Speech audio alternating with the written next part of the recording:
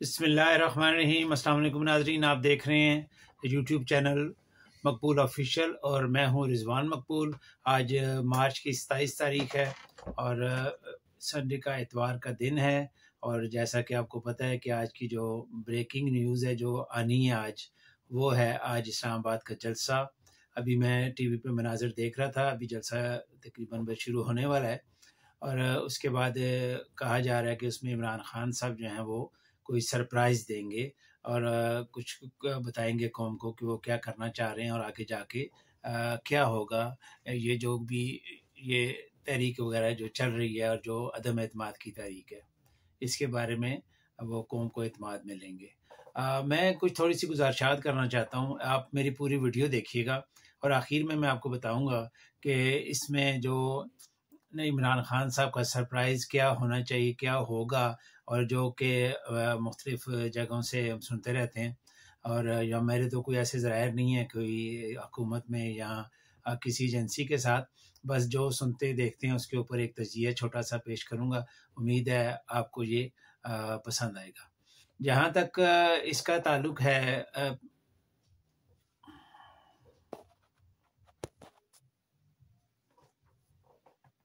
जहाँ तक ताल्लुक़ है इसका जो तरीक़े अदम एतमाद का और जो कुछ भी आप सुन रहे हैं, एक चीज़ तो तय है कि ये जो तहरीक है इसके पीछे जैसे इमरान खान साहब ने एक नैरेटिव बिल्ड किया और जिस तरह ये अदम एतमाद आई और जिस तरह उन्होंने लोगों को बताया जलसों में और उनके जो हैं वज़रा ने टीवी में तकरीरों में, तो वो लोगों को ये बात बराबर करा दी गई है कि ये जो है इसके पीछे कोई बैरूनी हाथ है और बैरूनी हाथ आपको पता ही है कौन से होते हैं।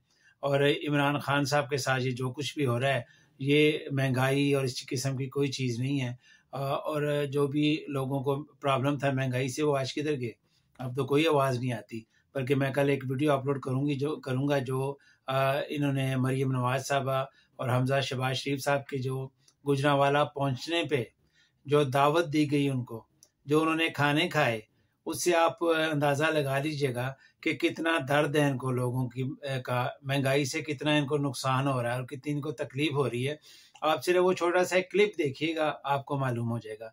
बाकी जहाँ तक इनका ताल्लुक है बैरूनी ताकतों का, तो इमरान खान साहब ने लोगों को जो बताया, उसके बाद इन्होंने जो तहरीक अदम एतमाद पेश की, उसके बाद हमजा शहबाज साहब की अमेरिकन कौंसलर से मुलाकात, उसके बाद एब्सोल्युटली नॉट का शहबाज शरीफ साहब का कहना कि आपने क्यों कहा, हमजा शहबाज का कहना कि आपने यूरोपीय कंट्रीज़ को नाराज़ कर दिया है, ख़त का जवाब क्यों नहीं उनको दिया और उनका जवाब ऐसा क्यों दिया है, हमें ये हो जाएगा, हमें वो हो जाएगा, खारिजा पॉलिसी नहीं है और मुल्क की कोई, हम तनख्वाह खड़े हैं।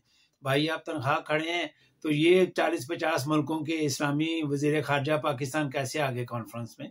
आप अगर तनहा होते तो ये ना आते। उसके बाद सबसे बड़ी बात कि जी सी पैक के ऊपर समझौता कर दिया है। सी पैक पे अगर समझौता कर दिया तो चाइना के वज़ीर ख़ारजा क्यों आए?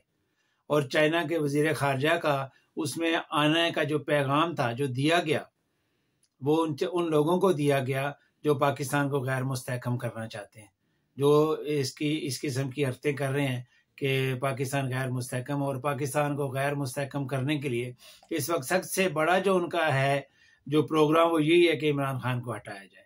इमरान खान को क्यों हटाया जाए? इसलिए कि इमरान खान साहब जो हैं वो इनके लिए वो कुछ नहीं कर रहे। उन्होंने एब्सोल्युटली नॉट कह दिया, यानी उन्हें अड्डे नहीं दिए और उनका मौका बिल्कुल ठीक था। हम आपको फिर अड्डे दें, फिर आप हमारे मुल्क में, पहले तो अफगानिस्तान में बैठ के हमारे मुल्क में 400 ड्रोन हमने कर दिए, अब तो आप अपने पड़ोस में करेंगे। और उनको वहाँ पे उन्होंने रसाई नहीं दी। अगर उनको वहाँ पे वो रसाई देते इमरान खान साहब अड्डों की, और वो उसके बाद उन्होंने जो कुछ करना था, फिर वो कम से कम इस तरह भागते ना, किसी तरीके से जाते वहाँ से। लेकिन इनके ना करने से, और फिर यूरोपीय यूनियन का इमरान खान साहब का बिल्कुल सही मौक़िफ़ है कि जब आप कश्मीर पे नहीं बोलते, जब आप फ़लस्तीन पे नहीं बोलते, कश्मीर में जो कुछ हो रहा है, जो कर्फ्यू लगा हुआ है, जो उनका वो उन्होंने जोग्राफी तब्दील कर दिया, उस पर आप नहीं बोले। जो करारदादें हैं कश्मीर के बारे में यूएनओ की, उसके ऊपर आप ऊपर नहीं बोलते। उसके ऊपर सलामती कौंसिल भी खामोश है। क्या जा चुका है सलामती कौंसिल ने कि उनको उनका जो कुछ वो चाहते हैं उसके मुताबिक उनको फैसला करने दिया जाए और उनका जो है वो हक़ रायशुमारी उनको दिया जाए, तो उस वक्त आप लोग नहीं बोलते। और इस सारे मसले से, इस सारी चीज़ से जो सबसे ज़्यादा फ़ायदा हुआ वो हुआ इमरान खान साहब को। इनको अभी तक तो मुझे नहीं लगता कोई इसका फायदा होने जा रहा है। उसका फायदा ये हुआ कि कौम जो महंगाई को रो रही थी, जो महंगाई में पिसे जा रहे थे, ज़ाहिर है महंगाई से तकलीफें होती हैं, जिसने घर चलाना है उसके लिए बहुत बड़ी मुसीबतें हैं। मैं तो यहाँ यूके में रहता हूँ, थोड़ा सा उस हिसाब से मुझे इतना फ़र्क नहीं पड़ता, गो कि यहाँ भी बहुत महंगाई हुई। जो यहाँ पे रहते हैं उनको पता है, आप उनसे पूछें कि यहाँ पे जो 20-20 साल पहले जो चीज़ों के रेट थे वो अब डबल हो गए हैं। और लेकिन ये है कि पाकिस्तान में अब आप देखें ख़त्म होगी सारी महंगाई, सब कुछ किधर गया? क्योंकि इनको महंगाई से ज़्यादा इनको ये फिक्र लग गई है कि इमरान खान अगर रहा, जो मेन मसला है, तो नवंबर में आर्मी चीफ जो है वो इमरान खान साहब, नया आर्मी चीफ जो है, जो खबरें आ रही हैं वो जनरल फैज़ होंगे या जनरल जो है बाजवा, इनको एक्सटेंशन दी जाएगी। ये दोनों ही खतरनाक है बैरूनी मुल्कों के लिए, बैरूनी ताकतों के लिए और पाकिस्तान की जो पॉलिटिकल पार्टीज़ हैं। आपने मियां नवाज शरीफ साहब का इंटरव्यू सुना? अभी कल मैं सुन रहा था, शहबाज शरीफ साहब कह रहे थे जी कि वो तो बहुत ज़्यादा उनकी इज्जत करते हैं नवाज शरीफ साहब। आप वो इंटरव्यू तो सुने, आप वो जो उन्होंने तकरीर की थी पीडीएम के पहले इजलास से, वो तो सीधा सीधा नाम लेके इन दोनों के ऊपर इल्ज़ाम लगा रहे, हर बुराई की जड़ पाकिस्तान की बाजवा साहब और जनरल फैज को करार दे रहे हैं। तो इनकी कैसे बात मानी जाए कि वो इनकी इज्जत करते हैं और ये उनकी इज्जत करते हैं? और अब मेन मसला ये है, बैरूनी ताकतों का मसला ये है कि उन अगर ये चिश्ती साहब, ये जो है फैज साहब आ जाते हैं या यही कंटिन्यू करते हैं नवंबर में, तो उनके लिए बहुत बड़ा प्रॉब्लम हो जाएगा। क्योंकि उन्होंने जो कुछ उन्हें पता है कि नाज़रीन आप देखें, ये इन्होंने मुजाहिदीन ने भगाया इनको वहां से 20 साल बाद। क्या ख्याल है आपका? मुजाहिदीन ने नहीं भगाया, इनको भगाया रूस ने, इनको भगाया चाइना ने, इनको भगाया जो इनकी चाइना को कुव्वतें थी, और इनको भगाया पाक ISI ने, इनको भगाया जनरल फैज ने, इनको भगाया जनरल बाजवा ने। 3 खरब डॉलर आपने तो वहां पे लगा दिए। किससे लगाए आपने? 10 साल पहले आपने उसामा बिन लादेन को मौत के घाट उतार दिया। उसके बाद आप 10 साल से वहां क्या कर रहे हैं? कौन सी वहां पे जुल्फकार है? कौन सा वहां पे कुछ हो रहा है? आपका एजेंडा ही कुछ और था जिसके लिए आप वहां पे बैठे हुए थे, और आप वहां पे बैठ के पाकिस्तान को नुकसान पहुंचाना चाहते थे इंडिया की मदद से। आप वहां पे बैठ के चाइना को नुकसान पहुंचाना चाहते थे, आप वहां पे बैठ के रूस को नुकसान पहुंचाना चाहते थे और चाह रहे थे, और आपने किया। अब जब नहीं हुआ, अब ये जो यूक्रेन की जंग में आप देख लें, आपको क्या इंटरेस्ट है यूक्रेन से? आपको इंटरेस्ट ये है कि रूस मजबूत हो रहा है, माशी तौर पे वो फिर से एक ताकत बनने जा रहा है। आपने जो कुछ पाबंदियां लगा रहे हैं, जो कुछ कर रहे हैं, आप उसको तबाह कर रहे हैं रूस को, और आपको यूक्रेन से कोई मोहब्बत नहीं है। यूक्रेन से अगर मोहब्बत है तो आपको फ़लस्तीनी क्यों नहीं नजर आते? आपको कश्मीरी क्यों नहीं नजर आते? आपको यमन में क्यों नहीं नजर आते? अब हर जगह पे ये प्रॉब्लम है, लेकिन आप डटे हुए हैं जी, बस इसको हटाना है। और जलसे की तरफ आते हैं। मेरा जो जाती एनालिसिस है वो ये है कि अगर तो आर्मी इस्टेब्लिशमेंट इमरान खान के साथ है तो फिर तो कुछ नहीं हो सकता। ये इत्तेहादी भी जो आप सरप्राइज सुन रहे हैं, हो सकता है ये सारे आज इस्लामाबाद आ गए हैं। चौधरी परवेज राई साहब भी हैं, भक्टी साहब भी हैं, और GDA की वो जो है वफाकी वजीर है, जो जुल्फ़कार साहब की जो है वो भी वाइफ जो हैं वो भी हैं, इस्लामाबाद में मौजूद हैं, फहमीदा जुल्फ़कार, और ज़ुबैदा जलाल BAP की भी इस्लामाबाद में मौजूद हैं। इसके MQM के भी इस्लामाबाद में पहुंच गए हैं। तो जहाँ तक मुझे तो लगता है कि ये सरप्राइज ये भी हो सकता है कि ये सारे आज ऐलान कर दें और या इमरान खान साहब के साथ स्टेज पे चले जाएं और ये उनकी हमायत का ऐलान कर दें, ये भी हो सकता है। और अगर ये इस्टेब्लिशमेंट खिलाफ है तो फिर बड़ा ही मुश्किल हो जाएगा कि ये काम हो सके। और अगर इस्टेब्लिशमेंट खिलाफ है तो वो क्यों होगी? क्या वो नवाज शरीफ साहब को नहीं जानते? क्या वो जरदारी साहब को नहीं जानते? वो क्यों इनका साथ देंगे? बैरूनी ताकतों को नहीं जानते जिन्होंने 80,000 बंदा मारा पाकिस्तान में? हम उनके इत्तेहादी थे। वो उनको नहीं जानते जिन्होंने 400 ड्रोन हमले किए? तो क्या इस्टेब्लिशमेंट उन ताकतों के उस पर दबाव पे आके इमरान खान को हटा देगी? एक ही सूरत हो सकती है, अगर मुल्क डिफॉल्ट की तरफ जा रहा है तो फिर वो कुछ ना कुछ बंदोबस्त करेंगे, और अदरवाइज जो है वो इमरान खान को वो नहीं हटाएंगे और इमरान खान को कंटिन्यू करने देंगे। तो एक तो सरप्राइज ये हो सकता है कि सारे इत्तेहादी आज ऐलान कर दें। दूसरा ये हो सकता है कि इमरान खान साहब कबल अज वक्त इलेक्शन का ऐलान कर दें। वो भी इस तरह हो सकता है, अगर वो करेंगे भी तो नवंबर से पहले नहीं करेंगे, क्योंकि नवंबर में फिर वो अगर वो नवंबर तक जाते हैं तो वो बाजवा साहब की जगह फैज साहब को लगा सकते हैं, बाजवा साहब को वो भी एक्सटेंशन दे सकते हैं। दूसरा इनका जो एक और है जिसकी वजह से ये कर रहे हैं कि काजी फायज ईसा साहब, वो इस वक्त अमीन साहब जो जस्टिस हैं वो रिटायर हो गए 2 दिन पहले। अब काजी साहब जो हैं वो सीनियर मोस्ट जज हैं और वही जो है नेक्स्ट चीफ जस्टिस होंगे। और जो अभी तक उनका तर्ज अमल रहा है तमाम चीफ जस्टिस के साथ, उनका जो झुकाव है मुस्लिम लीग नून की तरफ, उससे तो ऐसे ही लगता है कि ये यही चाहते हैं कि इनका अपना आर्मी चीफ आ जाए, बाजवा साहब ना हो, चिश्ती साहब ना हो, सॉरी चिश्ती कह रहा हूँ बार बार, सॉरी मेरे मुंह से, जनरल फैज साहब ना हो। तो उसकी वजह से, और जनरल जो फैज जो हैं ईसा, ये चीफ जस्टिस हों। फैज ईसा साहब को आप देख लें, इनको बनाया जस्टिस सुप्रीम कोर्ट का वो थे चौधरी इफ्तिखार चौधरी, क्योंकि उनका डोमिसाइल भी कोयटा का था, कोयटा में सेटल थे, और उसके बाद ये भी कोयटा से हैं, और पाकिस्तान की जो है एक नामवर खानदान, सियासी खानदान से इनका ताल्लुक है। और ये जो कायद-ए-आज़म के साथी थे उनके ये आगे चश्मे चिराग हैं, तो इनको उन्होंने बनाया। उसके अलावा आप मुझे बताएं, उनके बाद जितने भी चीफ जस्टिस आए, खोसा साहब आए, जानी साहब आए, ये जो अभी जो रिटायर हुए हैं ये आए, उसके बाद गुलजार साहब जो है, जितने भी आए, किसी के साथ इनकी बनी, इनकी में और नवाज शरीफ साहब में एक कदर मुश्तरक है, ना उनकी कभी आर्मी चीफ से बनी, ना इनकी चीफ जस्टिस से बनी। और अभी आप देख लें उन्होंने कल क्या लेटर लिखा नए जो चीफ जस्टिस हैं कि जिस बेंच में आपने मुझे क्यों नहीं शामिल किया, जो बेंच इसका लॉ का फैसला करेगा, इसका 63A का, वो उनकी अपनी स्वाबदीद है, और जिसको भी बनाए आपको उस पर एतराज़ नहीं करना चाहिए था। लेकिन ये सामने आ गया कि आपको इनसे भी प्रॉब्लम है, और ये सारी चीज़ें जो है ये नवंबर तक होनी है, नवंबर के बाद होनी है। अगर इमरान खान साहब रहे तो इनको ये भी है कि हो सकता है वो कोई सीनियरिटी का कोई ऐसा हो जाए मसला, तो फैज ईसा साहब चीफ जस्टिस ही ना बन सकें, गो के बनता जो है वो सीनियर तरीन ही है, लेकिन इसके अलावा भी पाकिस्तान की तारीख में सीनियर तरीन की जगह भी बने, तो इसलिए भी वो इसमें ज़्यादा उनकी कोशिश है कि ये इमरान खान साहब चले जाए।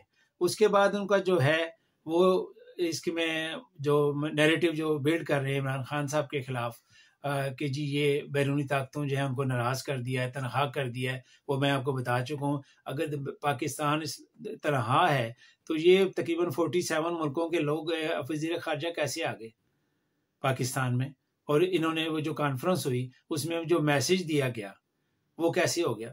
और फिर इनका कहना जी कश्मीर भेज दिया गया, कश्मीर पे आप देख लें उनका क्या स्टैंड है। इस कॉन्फ्रेंस में उन्होंने क्या स्टैंड लिया, जब तक आप अगस्त 1999 वाला जो है वो 2019 वाला आप वापस नहीं लेते कानून, कश्मीरियों का हम आपसे कोई बात नहीं करेंगे।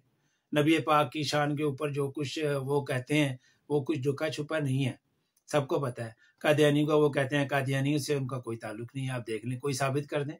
उसके बाद यहूदी एजेंट कहते हैं। मैं कुछ दिनों तक एक आपको एक वीडियो मैं शेयर करूंगा, उसमें जो जैक गोल्ड स्मिथ हैं उनके बारे में फजल रहमान साहब भी कहते हैं जी ये करते हैं वो करते हैं, जो कि इमरान खान साहब के साबिक ब्रदर इन लॉ हैं। मेरी तकरीबन 2002 या 3 में उनसे मुलाकात हुई, उसके बाद 3-4 और मुलाकातें हुई, वो मैं आपको बताऊंगा। मैं आज आपको बताऊं, वो तो अपने आप को यहूदी मानते ही नहीं। वो कहते हैं हमारी जो माँ है वो क्रिश्चियन है, हमारी जो दादी थी वो भी कैथोलिक थी, हमारे जो दादा थे वो ज्यूश थे, हमारा जो वालिद है वो हाफ ज्यूश है और हम भी हाफ ज्यूश हैं, हम तो ज्यूश है ही नहीं। और इसलिए हमारा जो है हम तो, और दूसरा उन्होंने मुझे बताया कि इमरान खान साहब की जो वाइफ हैं वो और उनके जो बच्चे हैं वो मुसलमान है, प्रॉपर जैसे मुसलमानी होती है उस तरह के मुसलमान है वो दोनों। और मैं एक तस्वीर भी शेयर करूंगा जो कि 2-3 महीने पहले वो एक मस्जिद में नमाज पढ़ने के लिए गए, तो उसके बावजूद उनको कहना जी उनके बच्चे यहूदी हैं, वो इस्लाम से दूर हैं, ऐसी कोई चीज़ नहीं है। मैं आपको प्रूफ के साथ वो बताऊंगा। अच्छा, आते हैं वापस जलसे की तरफ। और उसके बाद ये सरप्राइज हो सकते हैं, और फिर ये कहना जी कि आर्मी चीफ को चेंज कर देंगे और नए चीफ का ऐलान कर देंगे। भाई ये काम जलसों में नहीं होते, जो ये कह रहे हैं ऐसा नहीं होता। जो भी वो करेंगे वो वक्त आने पे करेंगे, सोच समझ के करेंगे, लेकिन ये जलसों में ऐसे ऐलान नहीं होता। फिर उसके बाद वो उनका ये कहना है जी कि ये असम्बलियाँ तोड़ देंगे वो तो अकल बेवकूफ़ी हैं जो ये कह रहे हैं असम्बली तोड़ने का तो इख्तियार उनका उस दिन ख़त्म हो गया था जिस दिन तहरीक अदम एतमाद पेश हो गई थी। हाँ, रेफरेंडम का वो ऐलान कर सकते हैं अपनी मकबूलियत देख के कि रेफरेंडम करा लिया जाए।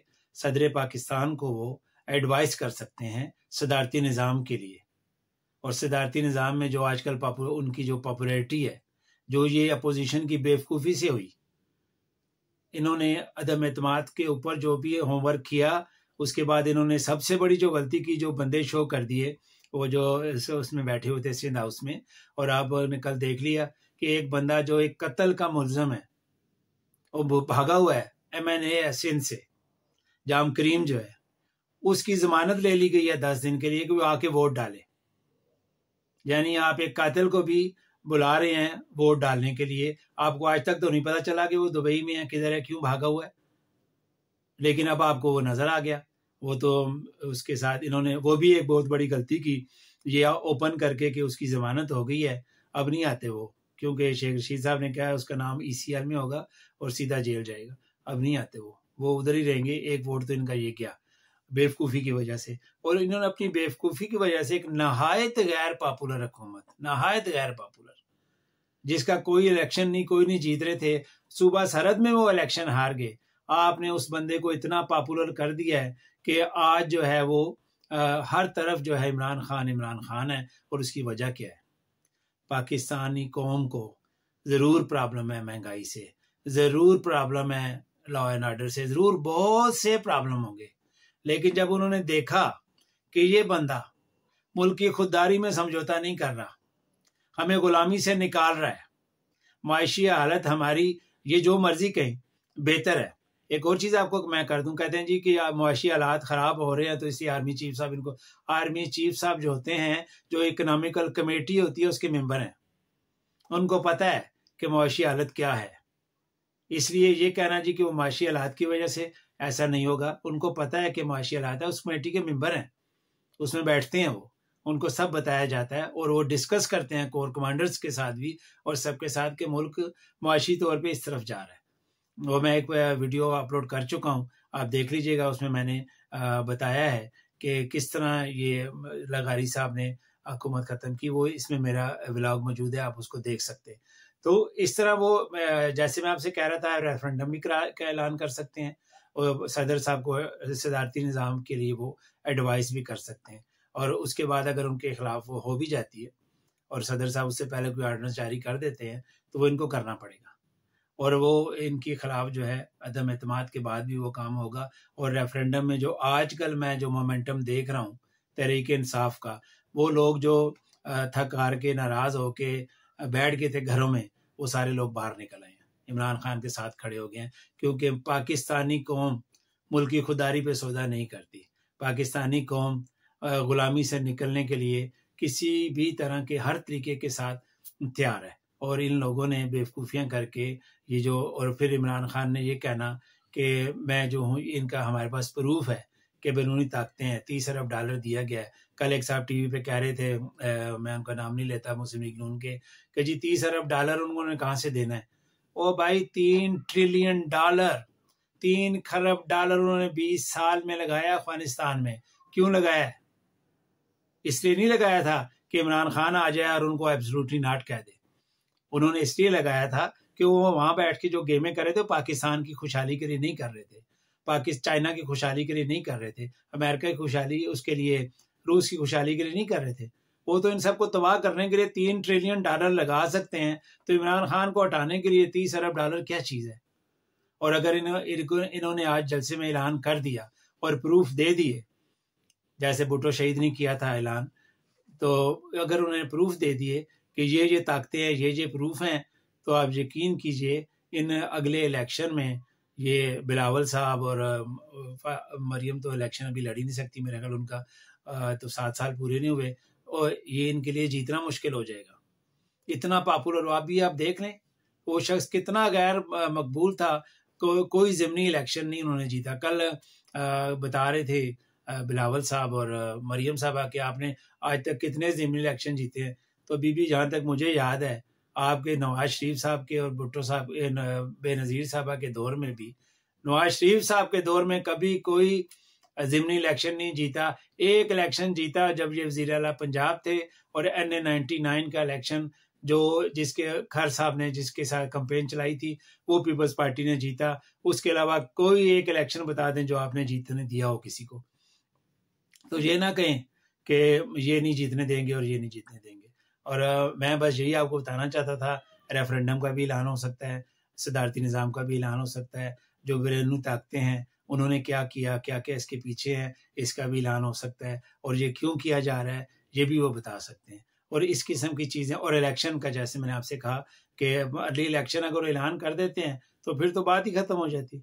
इनको तो फिर इनका तो यही है ना कि इमरान खान जाए तो ठीक है, वो 6 महीने बाद चला जाएगा, लेकिन वो जो उनका आर्मी चीफ का जो कुछ है वो ये सारे काम करके जाएंगे।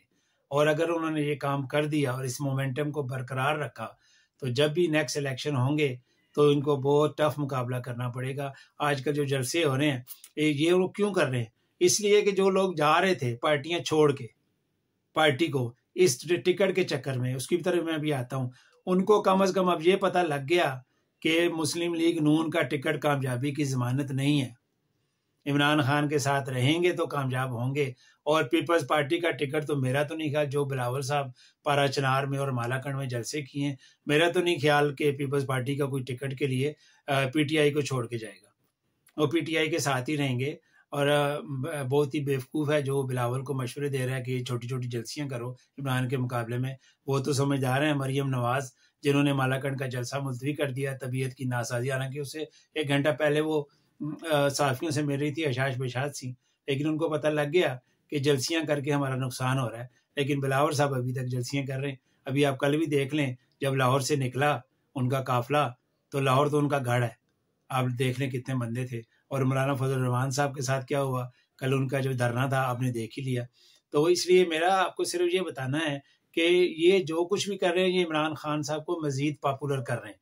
और अगर इमरान खान साहब इस भंवर से निकल जाते हैं, इस तरीके दम एतमाद से निकल जाते हैं, तो फिर अगला इलेक्शन में उनको हराना बहुत मुश्किल होगा, क्योंकि उनके पास 1.5 साल होगा काम करने के लिए और इनके पास कुछ भी नहीं होगा। 6 महीने तो वैसे भी इसके बाद ये अदम एतमाद दोबारा नहीं पेश कर सकते, और उसके बाद ये करेंगे तो अब करेंगे भी तो किस मुंह से करेंगे। इसलिए मेरा आपसे यही है कि आप जलसा देखें आज और इंतज़ार करें क्या क्या सरप्राइज़ हो सकते हैं। मैंने तो जो आपको बताया मुझे तो लगता है ऐसे ही सरप्राइज़ होंगे।